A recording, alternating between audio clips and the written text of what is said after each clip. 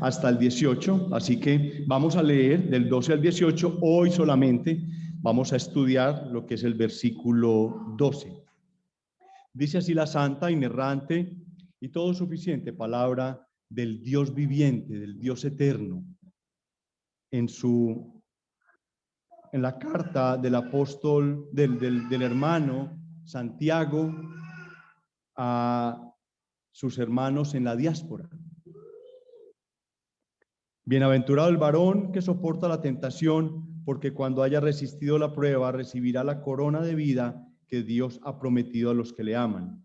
Cuando alguno es tentado, no diga que es tentado de parte de Dios, porque Dios no puede ser tentado por el mal, ni él tienta a nadie, sino que cada uno es tentado cuando de su propia concupiscencia es atraído y seducido. Entonces, la concupiscencia después que ha concebido da a luz el pecado, y el pecado siendo consumado da a luz la muerte. Amados hermanos míos, no erréis. Toda buena dádiva y todo don perfecto desciende de lo alto, del Padre de las luces, en el cual no hay mudanza ni sombra de variación. Él, de su voluntad, nos hizo nacer por la palabra de verdad, para que seamos primicias de sus criaturas. Hermanos, amigos, esta es la palabra del Señor. Podemos tomar asiento.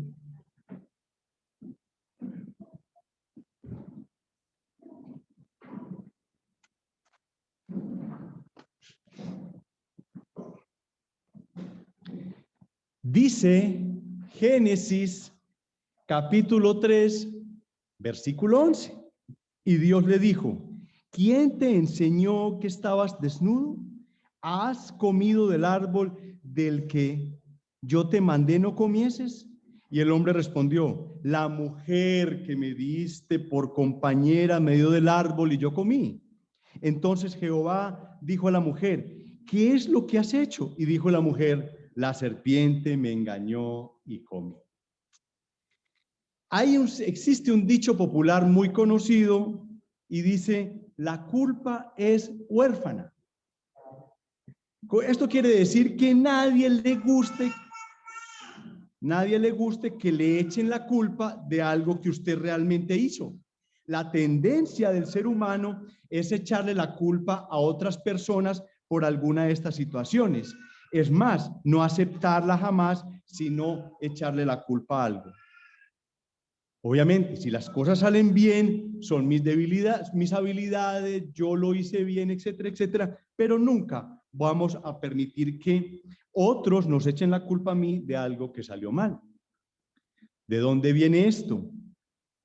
Esto viene de lo que acabamos de leer, de la Sagrada Escritura, desde el mismo Edén, cuando Dios pidió preguntas a ver quién era el responsable de lo que había pasado. Cada uno en su orden fue dando una excusa. Es que la mujer que me diste, casi que echándole la culpa a Dios de lo que había pasado. Esa mujer que me diste, y cuando Dios volteó a ver a Eva, Eva dijo: es que la serpiente me engañó. Yo creo que la serpiente miró para atrás, yo no tenía a quien echarle la culpa, pero de todas maneras, ese es el ser humano. Desde allá mismo viene esa naturaleza en que nosotros no aceptamos lo que nosotros hacemos, así nosotros seamos evidentemente responsables.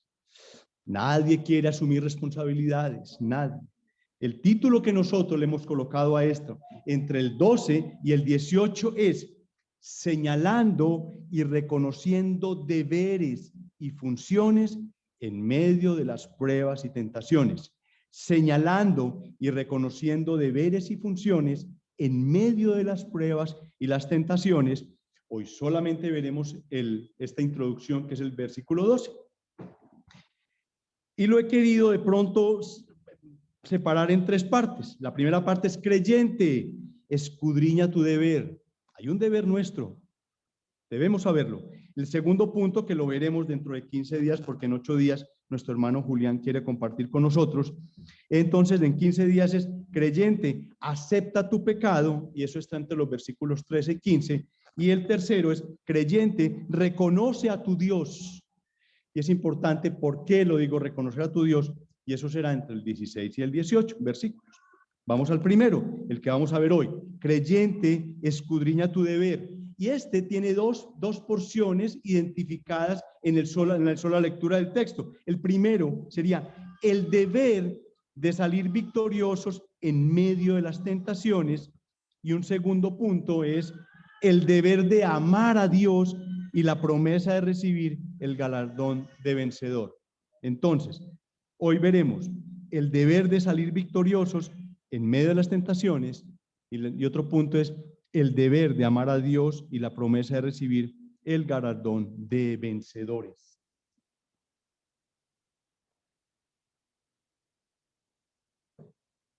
Bienaventurado el varón que soporta la tentación. ¿Quién es ese creyente que la Biblia llama bienaventurado? Pues aquellos que tienen una plena felicidad, una plena dicha en el Señor. No hay que ir a buscar en los orígenes qué es lo que quiere decir. Y esto, digamos que enmarca a las personas a pesar de la condición que tienen en ese momento, a pesar de la pobreza, a pesar del hambre, a pesar de la humillación e inclusive a pesar de lo que estaban pasando estos destinatarios de esta carta, que estaban en una persecución, que estaban saliendo, que se habían dispersado, que estaban en una diáspora, pero ellos debían estar plenos en felicidad. Este término bienaventurado lo encontramos plenamente, ampliamente usado en el Sermón del Monte. Si uno va a Mateo capítulo 5, versículos 3 al 11, encuentra bienaventurado, bienaventurado, bienaventurado, bienaventurado. Es muy claro el Nuevo Testamento en lo que nosotros vemos con la palabra bienaventurado. En el Antiguo Testamento lo encontramos mucho en los Salmos, en los Proverbios y también en algunos de los profetas hablan de la palabra bienaventurado o sinónimos de ella. Ahora, desde una visión muy humana, se cree, o nosotros pensamos que los que pueden, que están bien, que no tienen ningún problema, son los ricos, que pueden decir que tienen esa máxima expresión de dicha. Pero bajo la perspectiva divina, la perspectiva espiritual, la Biblia nos enseña que aquellos que son bienaventurados son aquellos que perseveran, que persisten, que soportan las pruebas. Eso es ser bienaventurado.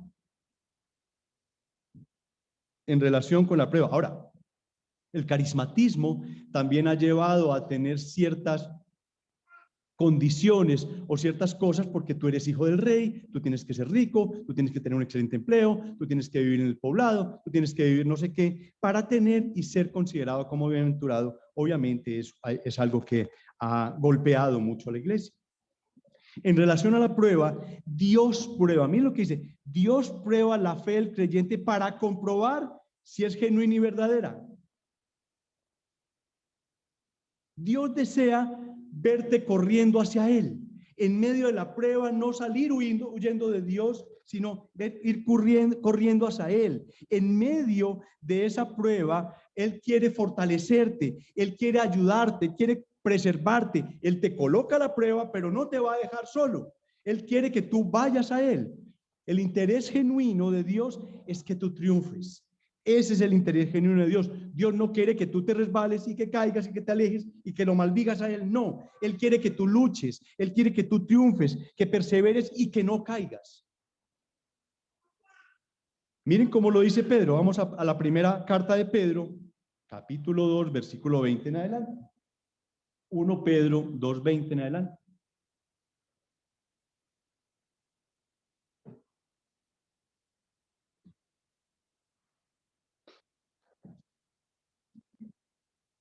Dice así, pues, ¿qué gloria es si pecando sois abofeteados o lo soportáis? Mas si haciendo lo bueno sufrís y lo soportáis, esto ciertamente es aprobado delante de Dios.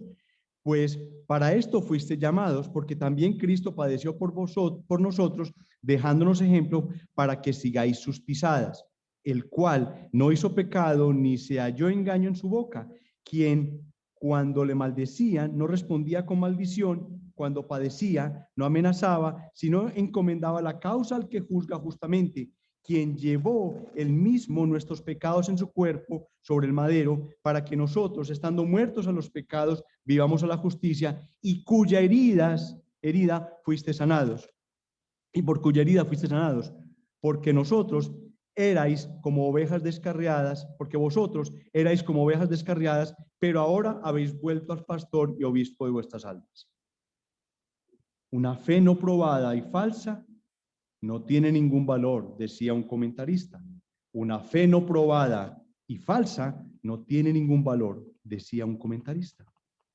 Ahora, el autor de esta carta no dice no dice en qué consistían estas tentaciones, pero seguramente estaba pensando en esos asuntos que se desprendían de esos versículos anteriores, de la situación que ellos estaban pasando. Tal vez podemos tener una pregunta clave que podemos hacer es, ¿qué actitud debían asumir ante estas situaciones difíciles? ¿Cómo debían ellos actuar? La tentación delicada era hacer lo malo para salir de ellas. Hay veces, en alguna situación, es muy fácil hacer lo malo, es muy fácil pecar para salir de la situación. Por ejemplo, una mentira te deja tranquilo de una situación, vos te desprendes, te lavas las manos y se acabó la historia. Y eso es precisamente lo que Santiago quería evitar. Por eso los exhortó a que tuvieran una actitud correcta ante estas situaciones, ante las tentaciones, ante las pruebas, pues esto era el paso importante para el proceso de vencerlas. Una buena actitud ante la prueba, una buena actitud ante la tentación hace que la situación, no que inmediatamente se esfume, se borre, sino que es un buen inicio para tratarla. Lo que es bastante claro es que Santiago elogia al creyente que sale victorioso de las tentaciones y le entrega un mensaje de esperanza absolutamente alentador, absolutamente lleno de dicha. Dice que el que soporta la prueba es bienaventurado, porque una vez que haya sido probado, recibirá la corona de la vida que el Señor ha prometido a todos los que le aman. Obedecer a Dios exige y realmente es el verdadero significado de esa obediencia, es realmente entregarse, recibir lo que el Señor nos entrega, recibirlo con amor, recibirlo con paciencia, recibirlo con amor a Él. Y eso da profundidad a nuestras vidas. Tomar un camino equivocado en medio de la crisis y situaciones difíciles es absolutamente fácil. Y eso al final traería miseria y dolor, como lo han demostrado, y creo que más de uno de nosotros hemos tenido alguna prueba, hemos tenido alguna dificultad, hemos cogido por el camino que no es y ha salido difícil, y hemos tenido más dificultades o hemos creado otra prueba adicional o hemos creado otra tentación adicional porque hemos tomado un camino que no es. Pero el que triunfa, el que vence, es feliz, dice la Sagrada Escritura, porque en lugar de miseria tiene alegría y bienestar. Ese es nuestro primer punto, el punto que hemos llamado el deber de salir victoriosos en medio de la tentación. Hay que salir victoriosos. Ahora, la otra parte de la Escritura, porque dice que cuando hayas resistido la prueba, recibirás la corona de vida que Dios ha prometido a los que le aman. Hay un deber de amar a Dios y hay una promesa de recibir el galardón de vencedor. Así lo dice, porque cuando haya resistido la prueba, recibirá la corona de vida que Dios ha prometido a los que le aman.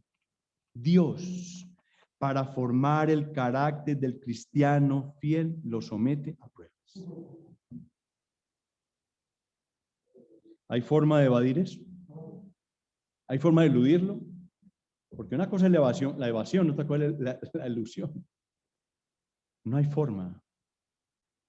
Nuestro deber en medio de las pruebas es poner la mirada en ese premio, en ese galardón, en esa promesa que ha hecho Dios y que tiene preparada para nosotros. Y es lo primero que Santiago menciona. Él quiere que nosotros reconozcamos que el pueblo de Dios que sufre, porque el pueblo de Dios sufre, quiere que nosotros reconozcamos qué es lo que tenemos que hacer, porque realmente somos bienaventurados para Dios. Nosotros somos bienaventurados para Dios. Es bienaventurado el varón o la persona cristiana que soporta la prueba. Todos pueden pensar que esto es al contrario, que cuando pasamos por esas aflicciones, creemos que de verdad Dios nos ha dado la espalda y que nosotros no gozamos del favor y la misericordia de Él. Podemos tender a pensarlo eso. Nos ha caído una prueba, la otra, no salimos de una cuando llega la otra. El ser humano puede llegar a pensar que Dios lo abandonó. Pensamos que Dios no se conduele con ese dolor y con esas lágrimas que nosotros tenemos. Y Santiago está diciendo que es todo lo contrario, es todo lo contrario. Escucha la palabra del Señor. No te pongas a razonar humanamente, a razonar con tu forma de organizar tus pensamientos. No, solamente escucha la palabra del Señor. Por algo está este texto, este libro aquí. Entendamos como lo dice la carta.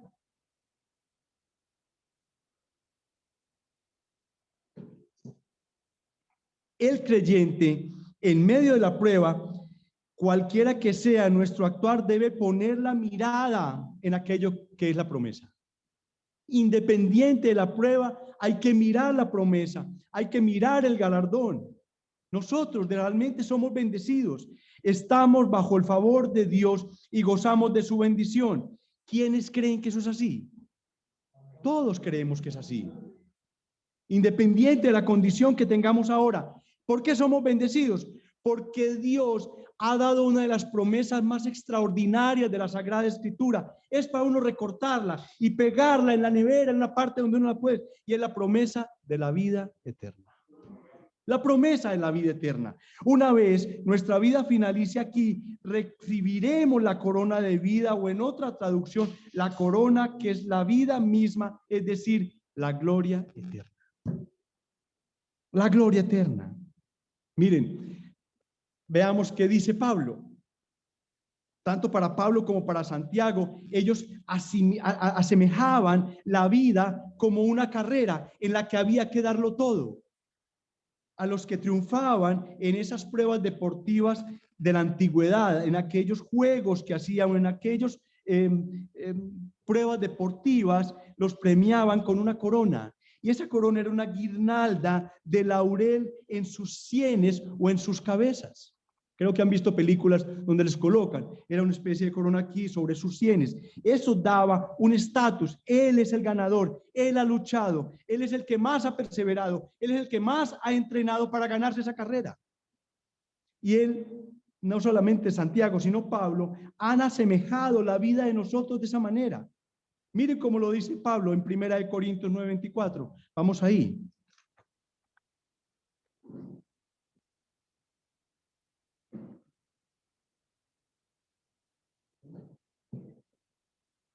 ¿No sabéis que los que corren en el estadio, todos a la verdad corren, pero uno solo se lleva el premio? Corred de tal manera que lo obtengáis. Todo aquel que lucha, de todo se abstiene. Ellos a la verdad para recibir una corona corruptible, pero nosotros una incorruptible. Así que yo de esta manera corro, no como a la aventura, de esta manera peleo, no como quien golpea al aire, sino que golpeo mi cuerpo y lo pongo en servidumbre, no sea que habiendo sido heraldo para otros, yo mismo venga a ser eliminado. Y creo que este maravilloso pasaje nos ilustra, y que sería el comentario más extraordinario que nos ilustra en cómo estamos y cómo debemos entender este pasaje, este versículo 2. Y Pablo, en vísperas de su sacrificio, le expone a su discípulo Timoteo la forma como él ha soportado las pruebas. Miren en 2 de Timoteo 4:7, ahí es donde él habla con su discípulo, le está expresando que él va a partir ya rápido. Miren cómo dice: he peleado la buena batalla, he acabado la carrera, he guardado la fe. Wow, es de enmarcar esto. he peleado la buena batalla, he acabado la carrera, he guardado la fe. Y miren cómo le habla de ese galardón futuro del que está hablando también Santiago en el versículo 8, 2 Timoteo 4:8. Por lo demás, me está guardada la corona de justicia, la cual me dará el Señor, juez justo, en aquel día, y no solo a mí, sino también a todos los que aman su venida. Y si nos remitimos al verbo que está, al verso que estamos estudiando, a los que lo aman. Quien ama su venida es porque ama al Señor.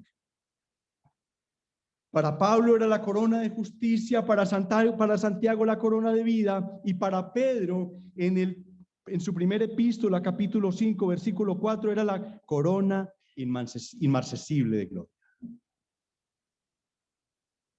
También es importante notar cómo el Señor Jesucristo prometió este galardón a los creyentes de la iglesia de Esmirna, que lo vimos cuando estudiamos las iglesias de Apocalipsis en su capítulo 2, versículo 8. Miren cómo dice: y escribe al ángel, hablando Jesucristo, y escribe el ángel de la iglesia en Esmirna, el primero y el postrero, el que estuvo muerto y vivió, dice esto: yo conozco tus obras y tu tribulación y tu pobreza, pero tú eres rico, y la blasfemia de los que se dicen ser judíos y no lo son, sino sinagogas de Satanás. Mira lo que dice esto: no temas en nada lo que ha de padecer. He aquí, el diablo echará a algunos de vosotros a la cárcel para que seáis probados y tendréis tribulación por 10 días. Sé fiel hasta la muerte y yo te daré la corona de la vida. Podemos entender que era una prueba absolutamente intensa lo que estaban viviendo estas personas en Esmirna. Era una tribulación absolutamente grande, y que el Señor, en medio de esa tribulación, Él les dice: sean fieles hasta la muerte y yo les daré la corona de vida. No teman, les dice al principio, no temas en nada. Santiago entonces nos da una razón adicional para perseverar en medio de estas pruebas. No solamente cuando vimos el capítulo 1, versículos 2 al 4, que nos decía que debemos tener sumo gozo cuando nos hallemos en diversas pruebas. Porque dicho sumo gozo, como vimos, produce ¿qué? Paciencia. Acuerden que lo vimos. Porque en medio de estas pruebas y esa paciencia, nosotros la necesitamos para una madurez en nuestra fe cristiana. Y en medio de estas pruebas somos transformados a la imagen de Cristo. Y ahora nos da otra razón, como lo hemos visto, y la razón es ese galardón que Dios ha prometido a quienes lo aman. En otras palabras, cuando nosotros perseveramos hasta el fin, nosotros demostramos que le amamos. Perseveramos hasta el fin, claro, tenemos que salir de esta situación, pero en amor a Dios. La evidencia de amar a Dios es que perseveramos hasta el fin, y los que perseveran hasta el fin serán glorificados. Notemos lo siguiente: esta promesa no es para todos los que sufren, porque la gente podrá decir, todos los que sufren tienen esa promesa. No, esta promesa es para todos los que sufren y permanecen fieles a Dios hasta el final. Debemos tener una permanencia en el Señor, porque miren cómo dice: bienaventurado el varón que soporta la tentación, porque cuando haya resistido la prueba, recibirá la corona de vida que Dios ha prometido a los que le aman. Y tenemos que aclararlo: no es simplemente resistir, no es simplemente estar resistiendo las dificultades, las tentaciones, las pruebas, porque hay algunos que resisten. ¿Por qué? No hay más remedio. ¿Cómo resistimos una pobreza? Estar viviendo en una pobreza, ¿cómo hacemos? Mañana me voy a volver rico, ¿sí?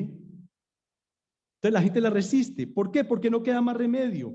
Y en medio de la prueba, no se puede huir de la prueba porque no queda otro remedio. En otras palabras, la bienaventuranza no es para el que soporta la prueba mientras lo hace, maldice a Dios o niega a Dios, sino que es fiel a Dios en medio de la prueba. O sea, ¿qué quiere decir? Que en medio de la prueba nosotros tenemos que tener a Dios ahí, inmerso en la situación, no como algo satelital por allá lejos, no, Dios tiene que estar ahí en la prueba, en nuestras oraciones.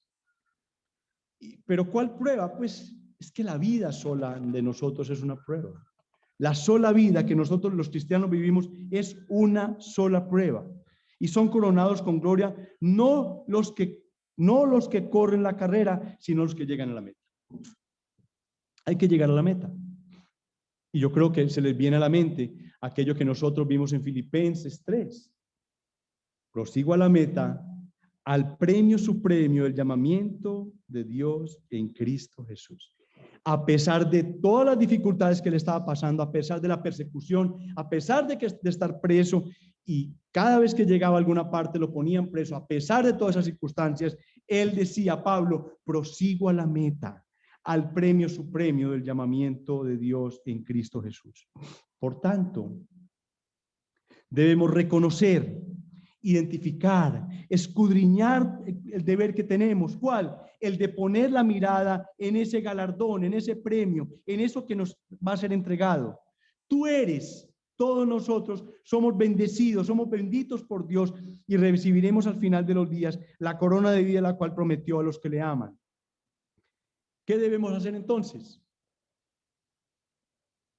¿Poner la mirada en las cosas de la tierra? No.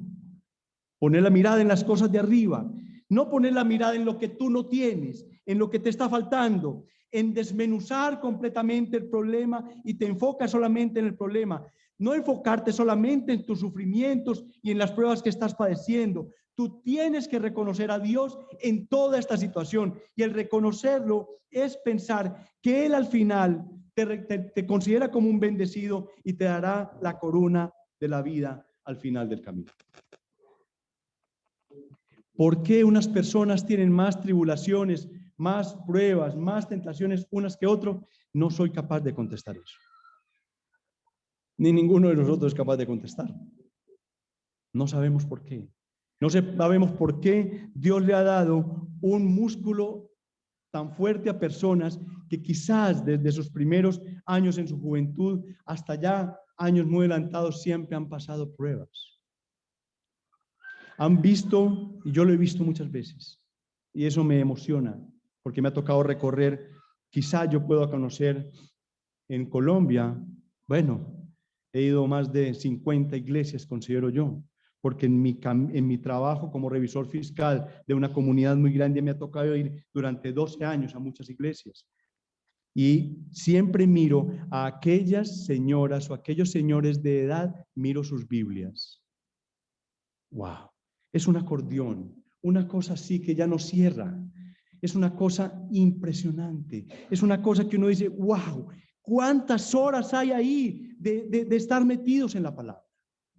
Y quizás esas palabras, porque he ido a sitios muy humildes, y quizás esas personas con unos sufrimientos y con unas dificultades inmensamente grandes, pero su Biblia sí, no puede ni cerrarse ya de todo lo que la han leído.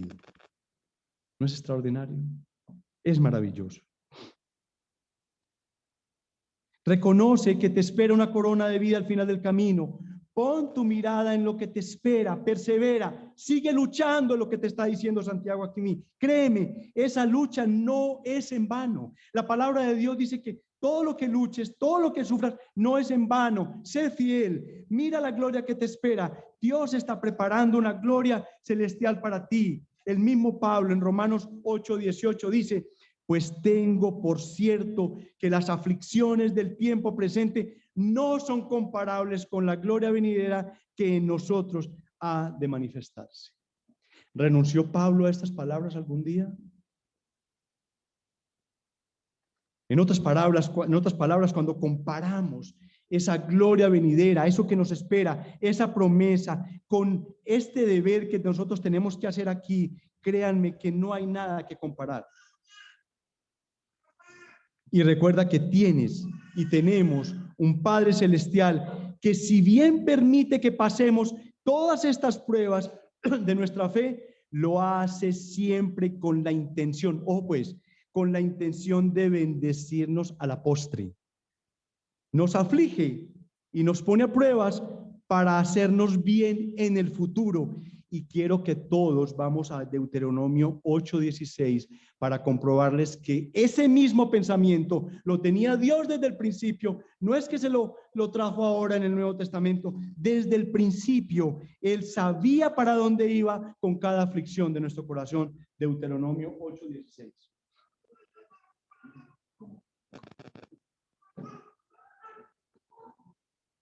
Dice este precioso versículo: que te sustento con maná en el desierto, comida que tus padres no habían conocido. ¿Qué sigue ahí?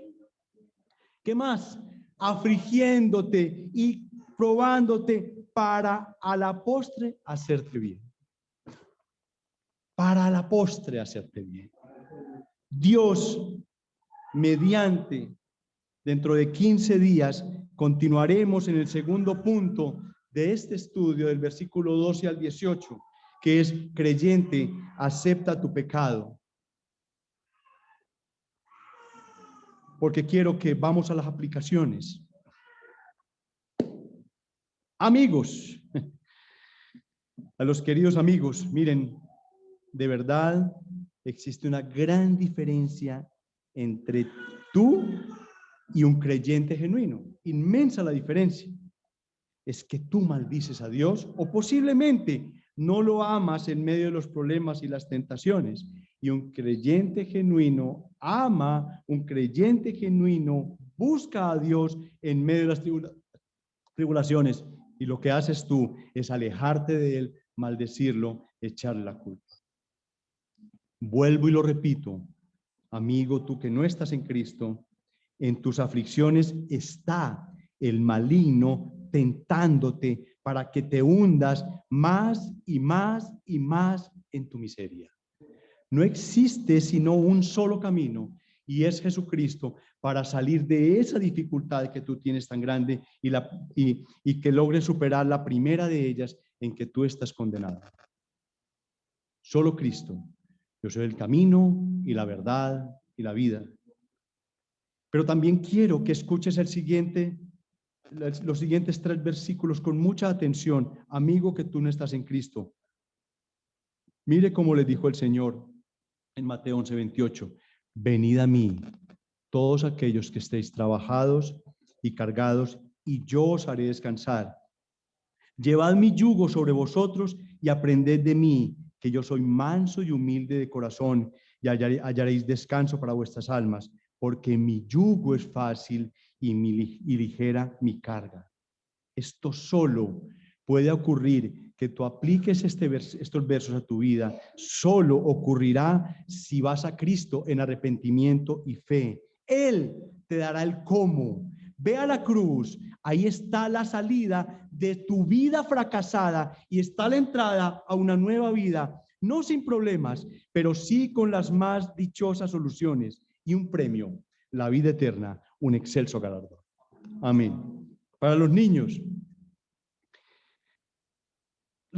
entiendan que cuando los niños se han manejado bien, usualmente los padres o los profesores o los abuelos o la gente los premian. Mire, te voy a regalar esto porque realmente no me hiciste en el viaje ni una pataleta. O te manejaste, hiciste las tareas, cumpliste, todo ese cuento es así. Niños, así es con Dios. Dios te premia. Dios premia de una manera diferente, pero tenlo presente. Si tu papá terrenal premia, tu papá celestial también premia. Tenlo en tu mente. Para la iglesia, una situación importante que Santiago recalca aquí es que nosotros debemos tener una actitud correcta ante las pruebas y las tentaciones. Una actitud correcta. Debemos ser no tan pasivos y ¿qué estás haciendo para...? No, pues yo ya soy salvo, pues que pasen las cosas. Pues. No es así. Él está pidiendo que tú seas activo. Por lo tanto, debemos mantenernos siempre firmes en la fe ante estas situaciones.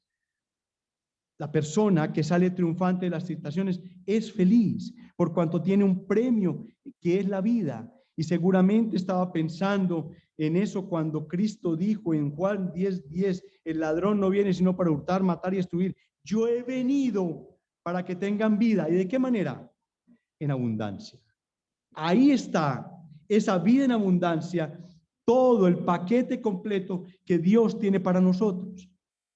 Esto indica que quien es dominado por las tentaciones, créanme, si tú, puede que la superes o no, pero que estás viviendo de la mano de Dios en medio de una dificultad, dice que tú eres bienaventurado, que tú tienes gozo, eres feliz. Quiere decir que aquellas personas que son dominadas por las tentaciones, dominadas por eso, son infelices. Hay infelicidad en eso. Es necesario luchar para vencer. Y creo que tú tienes en la mente una de aquellas cosas que reiterativamente vienen a tu mente y vienen a tu vida y que tú caes en ellas. Pongo el ejemplo de las mentiras. Creo que si pudiéramos levantar la mano y decir tal, escogeríamos por ahí 10 o 15 situaciones, pero voy a decir una de ellas, que es la mentira. La gente dice, pues que todo el mundo las dice. Es que es chiquitica, es una mentirilla, es algo ahí como para salirme del problema. Pero cada día, cada momento que se ocurre, cada vez que llama el banco, vas a caer en la misma mentira. Decirle que no estoy.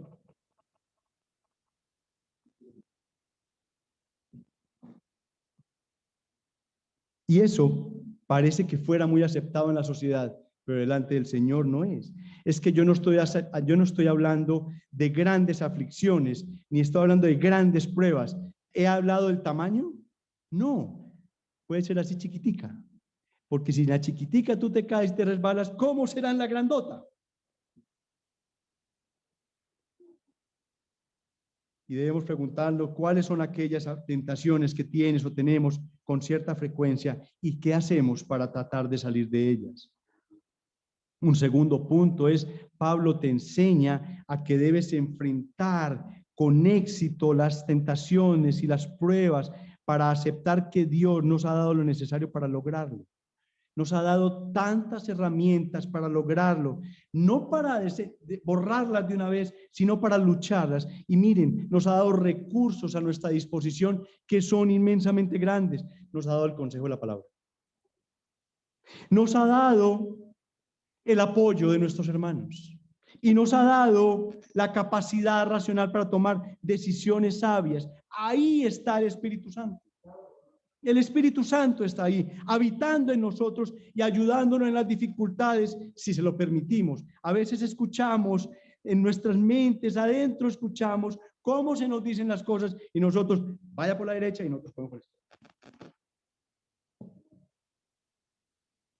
Por otra parte, Dios nos ha dado dones para edificar a las otras personas. Somos muy buenos para edificar al otro. Somos excelentes para recomendar. Para mirar al otro somos wow. Y esos ojitos los que miran para adentro.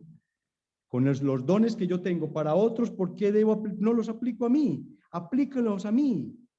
Recurre a los dones que el Señor te ha dado para ministrarte a ti mismo, para salir de estas dificultades. Y quiero volver a leer esa porción que es llena de consuelo del Apocalipsis capítulo 2, versículo 10. Vamos ahí, por favor. Apocalipsis 2:10.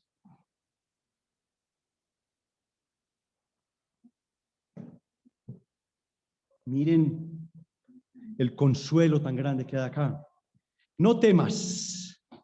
No temas en nada lo que vas a padecer.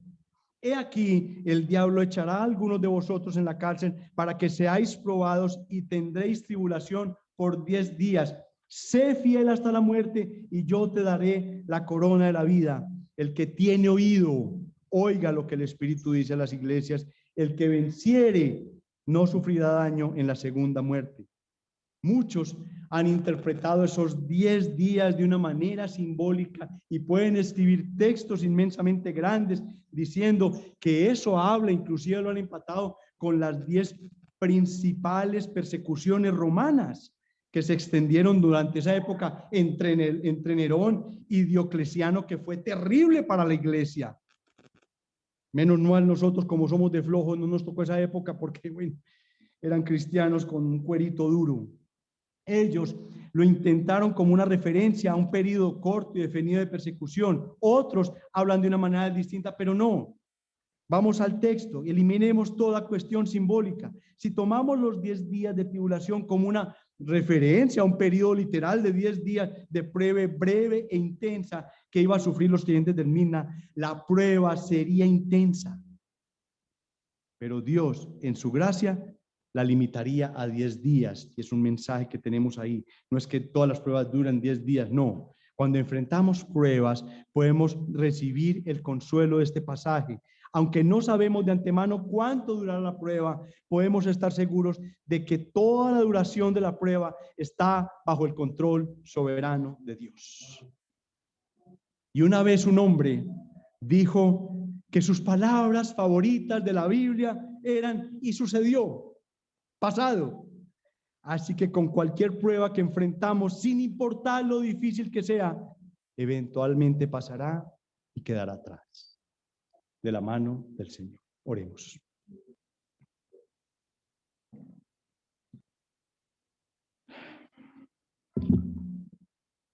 Dios nuestro, a ti, Señor, sea toda la honra, la gloria, la alabanza, el poder, la sabiduría, por los siglos de los siglos de los siglos. Tú eres el mismo de ayer, hoy y por los siglos. Tu palabra tiene un mensaje sólido, un mensaje que no cambia, un mensaje que se mantiene en el tiempo hasta tu regreso. En el principio has dicho que hemos sido atribulados, pero acompañados por ti, por nuestro bien. Y lo hemos visto en estas palabras de nuestro hermano Santiago, de este escritor divino, que de la misma manera como Dios prueba nuestra fe, prueba nuestras vidas, prueba nuestra resistencia, prueba nuestro cuerito, Señor, de esa manera tendremos consuelo y tenemos ayuda de parte tuya, Señor. Nos vamos hoy, Señor, con ese consuelo. Nos vamos hoy sabiendo que en medio de estas pruebas que estamos viviendo, cada uno de nosotros, individualmente, como iglesia la podemos tener, general, pero individualmente todos tenemos un mundo dentro de nosotros.